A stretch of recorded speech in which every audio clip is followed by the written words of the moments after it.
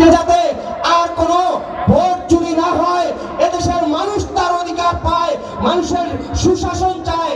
আমরা এদেশের মানুষের সাথে কথা বলেছি, মানুষ এখন চায় পরিবর্তনের রাজনীতি, মানুষ চায় এদেশে সুশাসন আসুক, মানুষ চায় আমানতদারির রাজনীতি, মানুষ চায় তারা এমন নেতৃত্ব দেবে যার কাছে এদেশের মানুষ নিরাপদ থাকবে।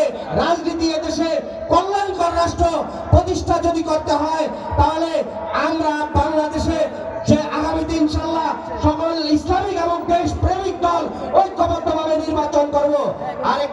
আর কিছু কথা বলতে চাই, সেটা হলো ভোলায় 91 সালে গ্যাস পাওয়া গেল, ভোলায় কোনো মিল কল কারখানা হয়নি, চিকিৎসা ব্যবস্থা নাই, এখানে যে যোগাযোগ ব্যবস্থা একেবারেই অনুন্নত।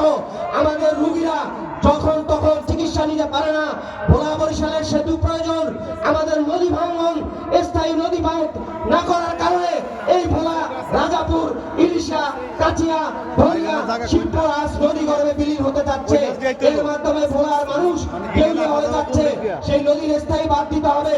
এই ভোলা জেলার শিক্ষা ব্যবস্থা অনুন্নত, শিক্ষা ব্যবস্থা উন্নত করতে হবে। এখানে মাদকের সয়লাভ, এই মাদক মুক্ত ভোলা চাই। ভোলার বড় সমস্যা বেকারত্ব দূর করতে হবে। অবিলম্বে আমরা ভোলায় শিল্প কারখানা চাই, যাতে আমাদের এই জেলার কোনো বেকার না থাকে। আর অতি সম্প্রতি আপনারা খেয়াল করেছেন, ভোলায় আইন শৃঙ্খলা বাহিনীর অবস্থা অত্যন্ত নাজুক। লঞ্চে ভোলার এই জুলাই আন্দোলনের একটি ছাত্রী ইস্পিতাকে হত্যা করা হলো, তার কোনো খুনি গ্রেপ্তার হয় নাই। কালীবাড়ি রোডে আরিফকে হত্যা করা হলো, সেখানেও কোনো আসামি ধরা হয় নাই। মাওলানা নোমানির তার কিছু আসামি ধরা হয়েছে, এজন্য আমরা প্রশাসনকে ধন্যবাদ জানাই, কিন্তু বাকি তাদেরকে অবিলম্বে গ্রেপ্তার করতে হবে। শেষ কথা হলো যে আগামীর নির্বাচনে আমরা ভোলা থেকে ইসলামী আন্দোলনের 4টি প্রার্থীকে সংসদে পাঠাতে চাই ইনশাআল্লাহ।